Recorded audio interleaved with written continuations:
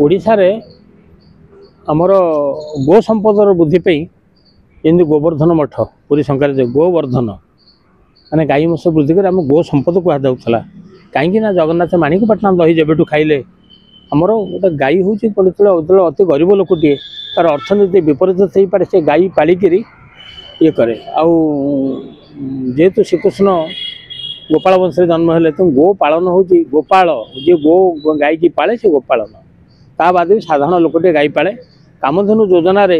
जदि साधारण लोकर अर्थनीति न बदलला लक्ष टंकार गाई 20,000 बिक्री है प्रकृति फ्री दिखाई कि से गाई कूटा अनुधान करा पड़ो जदि ये योजना विफल हुए ताल सरकार जो गाई जोगें मूल जो मैंने यही अर्थर जो मैंने दुर्नीति करेंगे गरीब लोकर प्रगति जो दुर्नीति करा अनुधान कर तदंत करा जी दोषित हो दंड विधान करा किंतु गोटे कथा हूँ एवं जो ओम्फेड हो कि अमुक प्रगति हो जो मैंने सब क्षीर बिकुंट तार मानदंड निर्णय करा दरकार कहीं से पाउडर मिसब एवं गाई जो मैंने पालुं स्टेरॉइड देकी क्षीर अधिक आदाय करेंगे जदि गोटे अमृत क्षीर उपर लोकंर पूरा विश्वास आउ व्यवसाय दृष्टि जब विषल मिसा जाए ताहले क्षीर हूँ मार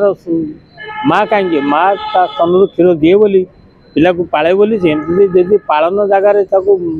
मृत्यु आड़ को ठेलीदेव जो आधुनिक क्षीर बेपारी मैंने से सतर्क रहा दरकार कामधेनु यदि दुर्नीति होती सरकार तो तदंत करने आवश्यक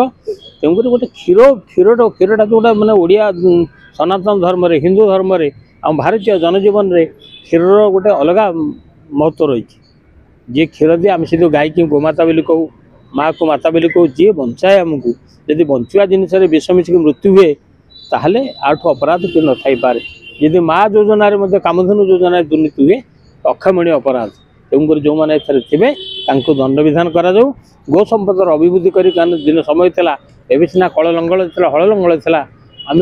अंडीरा बाछुरी की आम हल बुलाऊलु जो चाष अच्छी जार किआनंद तार चाषी भाई हलुआ गीत आमर था एवं लंगल अच्छी हल ना जमी ढिंकीशाल अच्छी ढिंकीशाल ना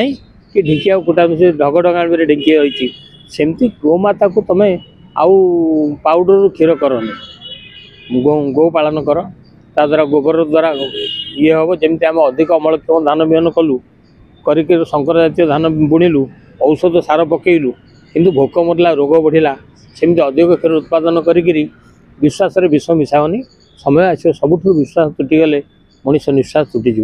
तेणुक जो मैंने बेपार करुच सावधान रुह बा जो योजना जे ठकुच सावधान रुह ना समय आसो निजे ठकामी शिकार।